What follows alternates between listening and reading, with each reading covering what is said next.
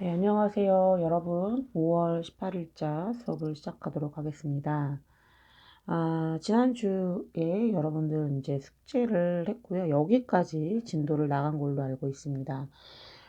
오늘 오늘 숙제와 과제는 당일 제출입니다. 잊지 말고 꼭 당일 제출해 주시기 바랍니다. 지난주에 제가 큰맘 먹고 앱을 활용해서 수업 자료를 만들었는데 그때 버퍼링이 일어나서 많은 학생들이 문의를 했어요. 그래서 이런 뻘짓은 하지 말아야 되겠다. 이제 그런 생각이 들었습니다. 잘하려고 하니까 실수를 더 많이 하게 되더라고요. 그래서 본의 아니게 여러분들에게 번거로움을 주지 않았나 라는 그런 생각을 하게 됐습니다. 네, 그래서 오늘은 그냥 다이렉트로 뭐 그림을 넣거나 뭐 이러지 않고 그냥 기존에 했던 방식대로 수업을 진행하고자 합니다. 오늘 수업은 공지사항에서 공지되었던 것과 마찬가지로 부교재와 우리 교재를 활용해서 수업을 나가려고 하는데요. 이 내용이 4장이랑 5장 내용이 섞여져 있어요. 그래서 반반씩 나가려고 합니다. 부교재에 있는 글쓰기 전략 같은 경우에는 5장에 있는 내용입니다. 이, 이 내용을 이제 들어가기 앞서 우리가 4장을 아직 마무리를 못 했잖아요. 네. 그래서 그 마무리를 좀 짓고, 네. 넘어가려고 합니다. 우선 뒤에 보면 뭐 랩으로 시쓰기, 뭐 음악에서 사용하는 리듬 구분을 배워보자, 뭐 이렇게 나와 있는데 이거는 온라인으로 수업하기가 좀 어렵고 발표 수업을 진행을 해야 되는데 발표 수업과 조별 수업으로 진행을 해왔어요. 그런데 온라인으로는 이렇게 수업하기가 좀 어려워서 넘어가도록 하겠습니다. 우선 읽고 생각하기 먼저 들어가도록 하겠습니다. 이거 하고 요거까지 문제하고 뒤에 있는 부분은 따로 제가 설명을 하도록 하겠습니다. 함께 읽도록 하겠습니다. 먼저 여러분 읽을 거리를 읽기 전에 문제를 조금 더 쉽게 파악하기 위해서는 앞으로 우리가 뒤에 풀 문제가 뭔지 살펴보는 게 중요합니다. 여기 볼게요. 문제를 먼저 읽고 앞에 있는 예문을 읽도록 하겠습니다. 오늘날 대학생들의 다수는 대학 진학의 이유로 취업을 꼽는다. 그러면서 취업을 통해 성취하고자 하는 것이 무엇이냐는 물음에 돈을 버는 것이라고 답한다. 그 돈으로 무엇을 하고 싶은지는 잘 대답하지 못한 채 말이다. 어쩌면 여러분들은 아닐 수 있어요. 우리가 읽은 위의 글은 미국 신화학자 조지프 캠벨이 쓰임에 따라 달라질 수 있는 돈의 가치에 대해 역설한 글이다. 글의 마지막 문단에서 캠벨은 우리에게 자신의 돈으로 무엇을 하고 싶은지 묻고 있다. 캠벨의 물음에 대한 여러분의 대답은 무엇인지 생각해 보자. 이거는 읽고 난 다음에 대한 이야기인데요. 저는 이 부분보다 조금 더 좀 구체화해서 여러분들에게 질문을 던질까 합니다. 어쨌든 이것에 대한 대답은 우리가 돈으로 뭘 하고 싶은지, 무엇을 하고 싶은지에 대한 이야기입니다. 그러면 지문 살펴보도록 하겠습니다. 돈은 은결된 에너지이므로 돈을 포기하는 것은 삶의 가능성을 포기하는 것이나 마찬가지이다. 여러분은 지금과 같이 경제 중심적인 사회에서 삶의 가능성이란 사실상 여러분이 얼마나 많은 돈을 버는지에 달렸다는 것을 깨닫게 된다. 그러니까 다시 말해서 우리 사회에서 그만큼 돈이 중요하다라는 이야기이겠죠. 하지만 돈은 내게 그 어떤 의미도 없다. 내가 유럽에서 공부하고 돌아온 지 3주 만에 월스트리트의 주가가 대폭락했다. 당시 내가 지닌 유일한 재산은 대학의 어느 재즈 밴드에서 연주를 해서 모은 것뿐이었다. 다 해서 수천 달러 가량이 되었는데 나는 그 돈이 완전히 바닥날 때까지 버텼다. 다시 말해 이후 5년 동안 나는 땡전 한 푼 벌지 못했던 것이다. 그때 내가 깨달은 사실은 만약 부양할 가족이 없다면 돈은 전혀 없어도 살아갈 수 있다는 것이었다. 물론 내가 누군가를 위해 무엇을 해줄 때 전혀 돈을 바라지 않았다는 뜻은 아니다. 나 역시 벌 수 있는 만큼 최대한 벌려고 했지만 결코 돈 버는 것 자체가 목적은 아니었다는 뜻이다. 나는 이제껏 돈에 관해 완전히 무심한 삶을 살아왔다. 대신 나는 정말 하고 싶은 일을 함으로써 제법 많은 돈을 벌게 되었다. 그렇게 하면 결국은 돈이 따라오게 된다. 왜냐하면 여러분의 삶에 선사하는 것과 삶이 여러분에게 보답하는 것은 마치 동전의 양면과도 같기 때문이다. 위에 있는 내용과 밑에 있는 내용은 정반대되는 내용을 이야기하고 있습니다. 오늘날 우리가 살고 있는 사회는 경제 중심의 사회이기 때문에 돈이 가지고 있는 역할이 매우 크다라고 이야기하고 있습니다. 그러나 밑에 단락에서 글쓴이는 그 돈이 자기에게 아무 의미가 없는데 왜 그렇게 되었냐? 그 월스트리트의 주가 대폭락과 경제 공황으로 인해서 돈의 가치가 하락되었고, 그리고 돈이 없는 상황에서 살아보니까 돈 말고 다른 것들, 돈을 쫓는 삶보다 내가 행복을 쫓는 삶을 살다 보니 오히려 돈이 행복을 쫓아서 나에게 달려왔다라고 이야기를 하고 있습니다. 자신이 행복해하는 것을 따른다면 여러분은 항상 행복을 얻게 될 것이다. 돈이 있건 없건 간에 돈을 따른다면 여러분은 돈을 잃을 뿐더러 아무것도 얻지 못할 것이다. 내 원래 성격이 그러했으며 또 내가 관심 있어 하는 분야가 그러했기 때문에 자신의 삶을 오로지 돈 벌기에 바치는 사람을 향해 나는 일종의 경멸을 품고 있었다. 하지만 이제 나 역시 돈을 벌고 그런 와중에 돈 버는 것을 업으로 삼는 사람들, 즉 그 분야에 평생을 바친 사람들과 만나게 되면서 나는 매우 흥미로운 경험을 하게 되었다. 그게 바로 뭐냐? 훌륭한 부자들을 만나게 되었다는 거죠. 삶의 에너지로서 경험되는 돈은 실제로 명상이나 다름없으며 그것을 축적하는 대신 흘려보내는 것은 다른 사람들의 삶에 참여하는 한 가지 방법이기도 하다. 돈에 몰두한 삶으로부터 뭔가 아름다운 것이 자라날 수 있다는 사실이 내겐 매우 놀라웠다. 오늘날 삶을 살아가는 데 있어서 돈은 행동을 촉진시키는 에너지의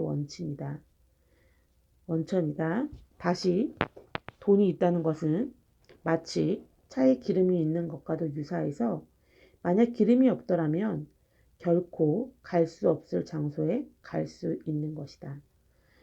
여러분 자신이 육성해온 이득을 잘 활용해야 한다.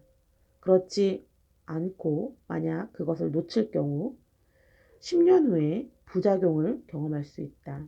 내가 말하고 싶은 것은 여러분이 하나의 문턱에서 다른 문턱으로 움직일 때는 차라리 점프를 해야 한다는 것이다. 여러분은 더 아래로 내려갈 것이 아니라 지금 여러분이 있는 곳에서 출발해야 한다.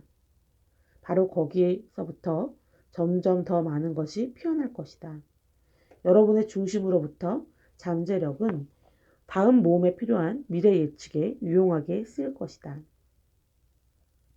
뉴욕에서 벌어지는 예술의 추세를 살펴보면 이른바 뭔가의 돈이 몰려야만 꽃이 피어나게 마련이라는 말이 지당하게 느껴진다. 돈이 있으면 흐름도 있어야 한다. 나는 볼링인 재단의 이사로 재직함으로써 돈이 많은 어떤 사람과의 아름다운 경험을 한 적이 있다. 앞에서 이야기했던 훌륭한 부자와의 만남이겠죠. 그 재단은 대부호 폴 멜론이 설립한 것이다. 멜론 부부는 한 대 칼을 링에게 정신부석을 받았는데 전쟁이 입학하자 스위스를 떠나야만 했다. 두 사람은 융에게 지금까지 해준 일에 대한 감사의 표시로 무엇을 해 주었으면 좋겠냐고 물었다. 그는 상징의 해석과 연구를 담당하는 재단을 설립해 달라고 요청했다. 두 사람은 그렇게 했다. 이는 많은 돈을 올바로 사용하는 것의 한 예라고 할 수 있다. 그곳에서 출간된 볼링의 시리즈가 미국의 문학과 과학에 끼친 영향은 어마어마했다. 그 돈이 없었더라면 그 일은 결코 벌어질 수 없었을 것이다. 여러분에게는 에너지만 필요한 것이 아니라 경로의 모델을 제공하는 사고력도 필요하다. 그래야만 여러분의 삶은 진정으로 꽃을 피울 수 있다. 돈을 잘못된 곳에 사용하는 일은 여러분의 삶을 파멸로 이끌 수 있다. 한 나라의 경제에서 또는 한 시대의 경제에서 돈은 어디로 가는 것이며 어디서 오는 것일까? 그것이야말로 매우 큰 문제 가운데 하나이다. 여러분의 잘못된 경로 설정으로 인해 찬란히 꽃피운 문화가 졸지에 고갈된 문화로 바뀔 수 있는 법이다. 나는 사회학을 심리학으로 환원할 수 있다고 생각해왔다. 그것은 에너지 분배와 관련이 있다. 여러분은 자신의 돈으로 무엇을 할 생각인가? 여러분은 돈을 사용하는 데 있어 여러분의 의식 가운데 과연 어떤 요인을 선호하겠는가? 예를 들어 75달러짜리 책을 펴는 적이 있다. 어떤 사람은 너무 비싸다고 하겠지만 그러면서 그런 사람들이 식당에서 150달러짜리 저녁에 아무런 거리낌 없이 사 먹는 것도 봤다는 거예요. 그렇다면 돈을 위쪽, 그러니까 여러분의 머릿속에 넣어야 할까? 아니면 아래쪽, 여러분의 뱃속에 넣어야 할까? 위쪽의 경우 내가 여러분에게 준 그 책은 변함이 없을 것이다. 하지만 아래쪽의 경우 단순히 영양 보충을 위해서라면 그보다 훨씬 싼 음식을 먹어도 문제가 되지는 않을 것이다. 여기 조셉 캠벨은 이제 돈에 대해서 이야기를 하고 있는데요. 오늘날 우리 사회가 정리를 할게요. 오늘날 우리 사회가 돈이 없으면 안 되는 사회이다. 이제 그 부분에 대해서 인정하고 있고요.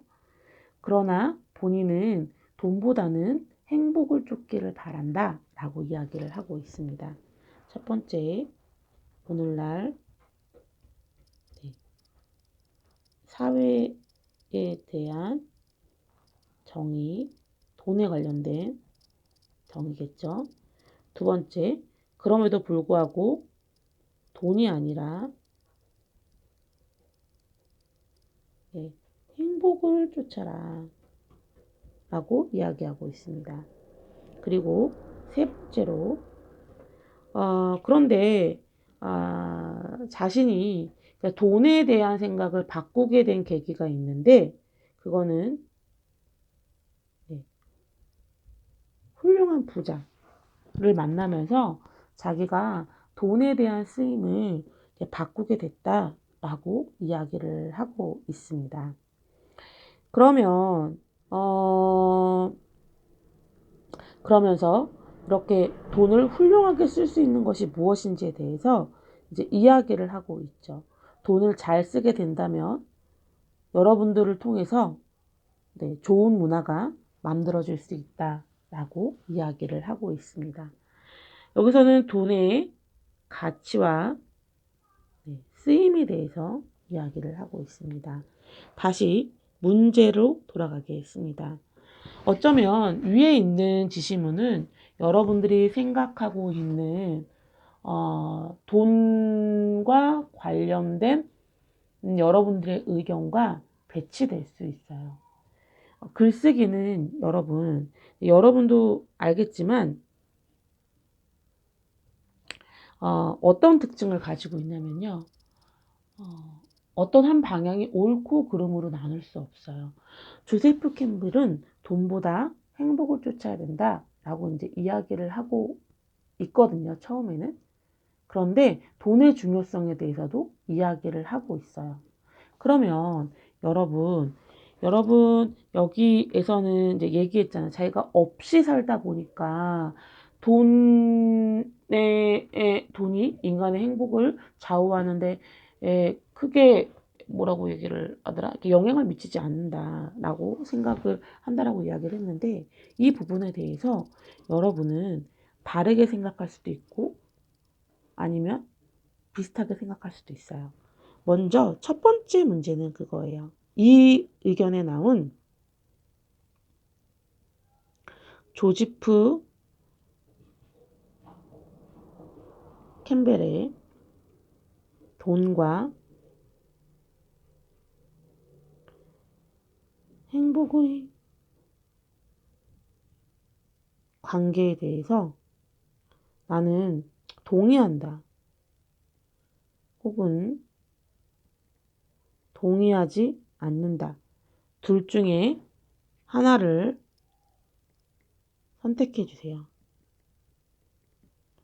그리고 그 선택에 대한 이유를 써주세요. 그게 첫 번째 질문입니다. 이해되셨나요? 네. 이것과 관련된 글은 네, 글자 크기 10포인트예요. 10포인트로 5줄 정도면 될까요? 네. 이상 써도 괜찮아요. 하지만 이하는 안 돼요. 이해되셨나요? 그리고 두 번째 문제가 있습니다. 두 번째 문제는 여러분에게 만약에 돈이 있다면 무엇에 쓰고 싶은지에 대해서 써야 되는데, 그러니까 그냥 이렇게 한 개를 지어주고 싶어요. 그냥 이렇게 무작정 돈이 있으면 뭘 하고 싶어? 라고 이렇게 하는 것이 아니라 정확하게 내가 가지고 싶은 돈의 양, 가지고 싶은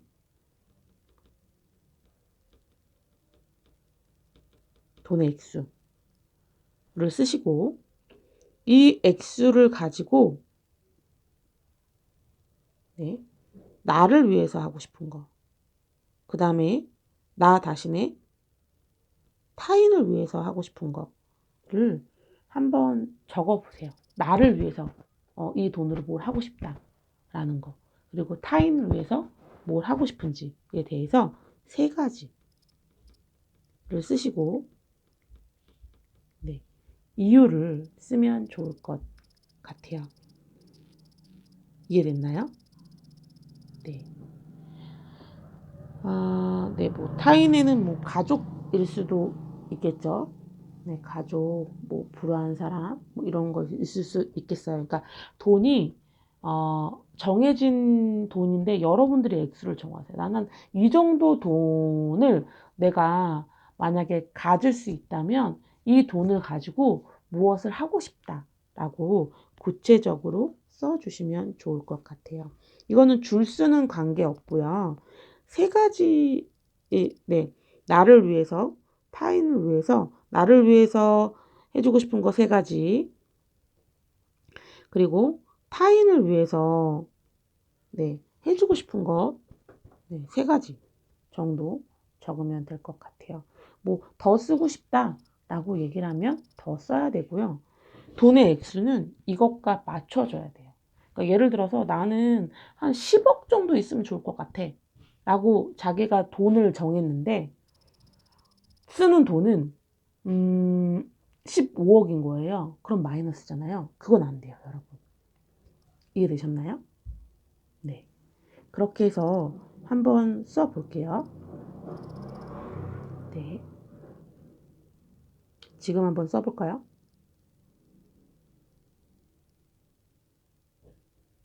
지금 쓰는 시간은 여기 잠깐 멈춰두고 그러면 뒷부분으로 이제 진도를 조금 나가려고 합니다.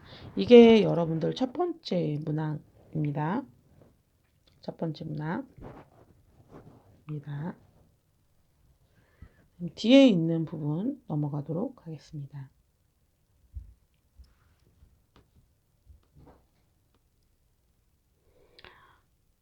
네, 뒷부분으로 넘어가도록 하겠습니다. 영웅이 되기 위한 12단계는 그 영웅의 여정이라고 해서 조세프 캠벨이 지은 책이 있어요. 신화와 이게 앞에 나와 있는 이 책 있죠? 신화와 인생 말고 신화와 영웅이라는 영웅 신화 뭐 이렇게 해가지고 책이 아마 있을 거예요. 그런데 이 부분은 다뤄야 되는 양들이 많아서 다음 주에 제가 다시 수업 시간에 PPT 자료와 여기 있는 내용을 가지고 함께 다루도록 하겠습니다. 그래서 이 부분은 좀 이제 넘어가도록 할게요.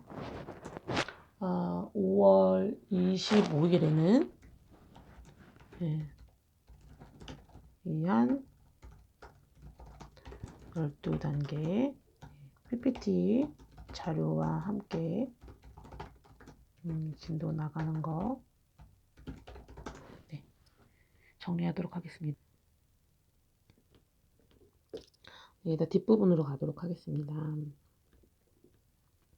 신체지능 넘어가도록 하겠습니다. 다음 주에도 사장 뒷부분 나눈다라는 거 여러분 잊지 마시기 바랍니다. 신체지능 보도록 하겠습니다. 신체운동지능.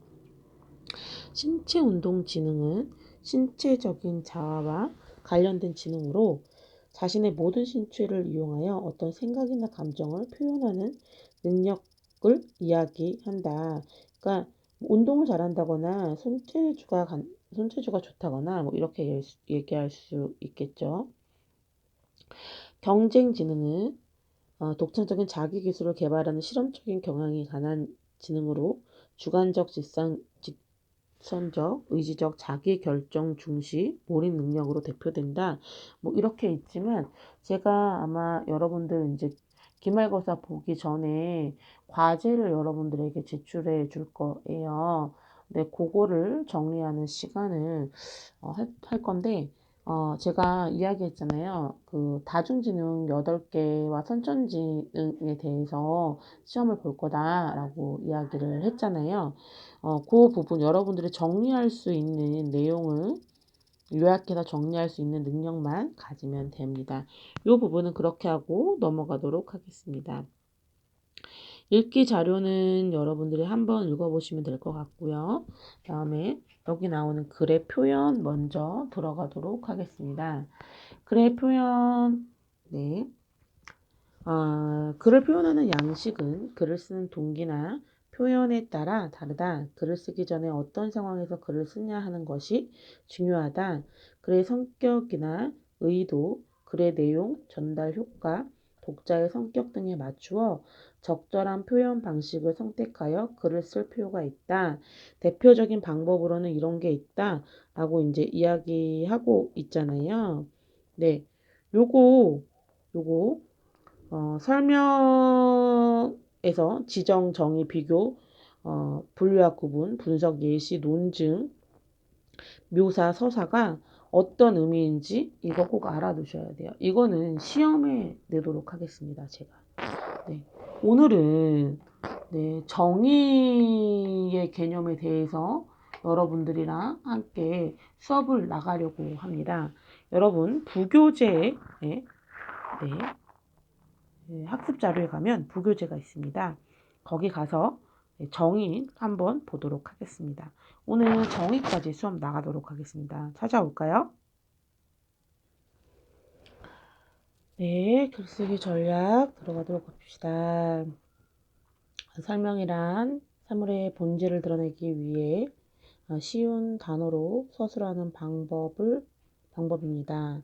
설명의 목적은 독자의 이해에 있습니다.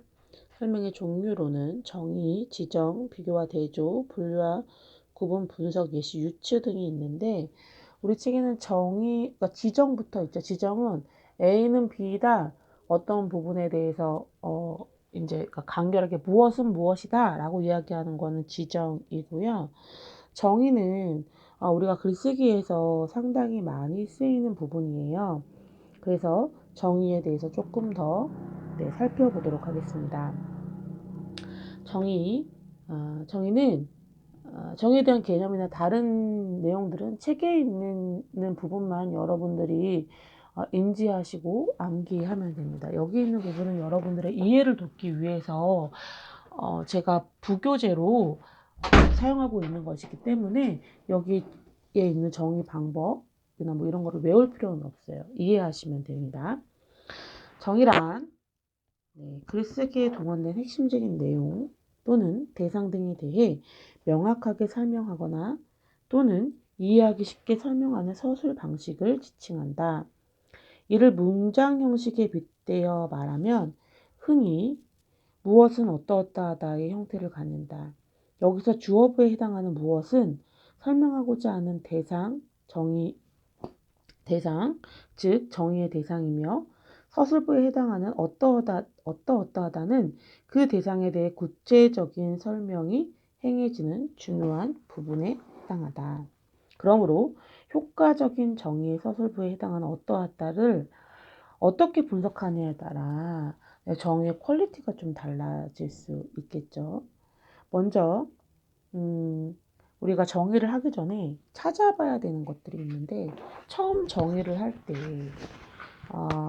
여기 보면 사전적 정의가 있어요. 사전적 정의는 여러분들이 인터넷을 통해서 찾을 수 있는 정의거든요. 뭐 백과사전이라든지 국어사전이라든지 이런 것들을 통해서 찾을 수 있는 정의가 사전적 정의라면 그 이후에 확대된 정의는 뭐냐면 내가 사전적 정의를 바탕으로 해서 자기만의 설명할 수 있는 언어로 이야기하는 걸 사전적 정의라고 이야기를 합니다. 식물의 가지나 줄기 끝에 예쁜 색깔과 모양으로 표현하는 부분이 이제 꽃에 대한 사전적 정의거든요. 꽃에 대한 사전적 정의가 이렇게 세 가지가 있어요. 그러면 이 세 가지 정의 중에 여러분들이 자기가 그 정의하고 싶은 부분을 확대해서 정의해야 되는 부분과 연결되어 있는 가장 근접한 사전적 정의를 고르고 그것에 대해서 확대 정의를 하는 걸 오늘 숙제로 내려고 해요. 요 밑에 있는 이 부분은 다음 주에 수업을 진행을 하면서 조금 더 깊이 있게 다루고자 합니다. 어쨌든 간에 오늘은 이제 요것부터 하는 걸로 할게요. 오늘은 우선은 가장 간단한 부분 꽃에 대한 정의를 하려고 합니다. 꽃에 대한 정의 3개가 있어요. 제가 예로 한번 여러분들에게 알려드리도록 하겠습니다. 꽃에 대한 사전적 정의는 식물의 가지나 줄기 끝에 예쁜 색깔과 모양으로 표현하는 부분, 그 다음에 젊고 아름다운 여자를 비유하는 말, 혹은 식물에서 씨를 만들어 번식 기능을 하는 기능을 수행하는 생식기관이에요. 그러면 각각의 사전적 정의에서 강조하고 있는 부분이 달라요. 여기에서는 예쁜 이란 어떤 형태적인 그러니까 시각과 관련된 부분을 강조했다면 두 부분은 여자라는 유사관계, 그러니까 인간의 비유해서 꽃을 정의하고 있고요. 세 번째는 생물학적 측면을 이야기하고 있거든요. 그러니까 번식의 기능을 강조하는 생물학적 기능에 대해서 이야기를 하고 있어요. 이 세 가지 꽃에 대한 정의 중에 본인이 설명하고자 하는 꽃에 대한 정의가 확대 해석할 수 있는 정의가 더 가까운 쪽으로 한번 가나다 중에 하나를 선택을 하고 그것에 대해서 확대 정의를 한번 해보는 거예요. 여기 이제 밑에 있는 부분은 저희가 이제 다음 주에 다룰 거니까 이거는 다음에 한번 보고요. 이게 그 밑에 나오는 이제 세 번째 숙제겠죠, 여러분. 앞에 제가 얘기했어요. 첫 번째 숙제는 뭐다? 네. 조세프 캠벨이 이야기한 돈과 행복의 관계에 대해서 동의하냐, 동의하지 않느냐 그 이유 5가지. 그리고 두 번째는 자기에게 자기가 원하는 액수를 한번 상정해 보고 그리고 그 돈에서 나를 위해서 타자를 위해서 하고 싶은 거 3가지씩 네, 쓰고 왜 그런지에 대한 이유 네, 그게 이제 앞에 나왔던 여러분들 숙제였던 것 같아요. 두 번째 부분에는 뭐 몇 줄 이상 뭐 이런 건 안 했지만 첫 번째는 5줄이라고 이야기했잖아요.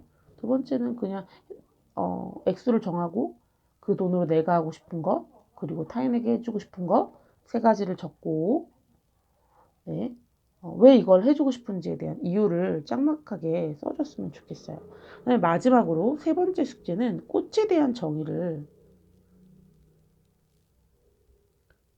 하되 사전적 정의와 그다음에 확대 정의를 함께 했으면 좋겠어요.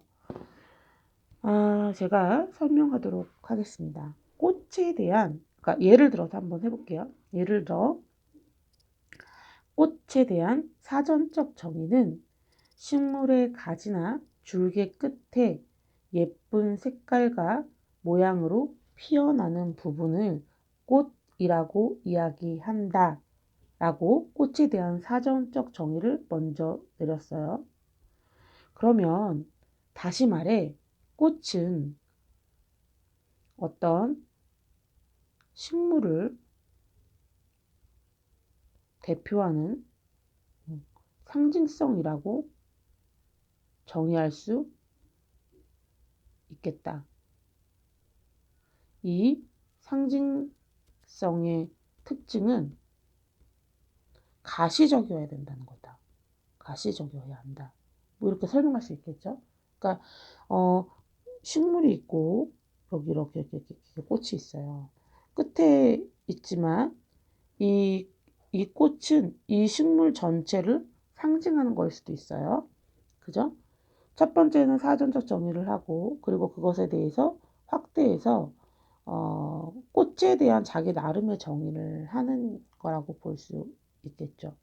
이해되세요? 네.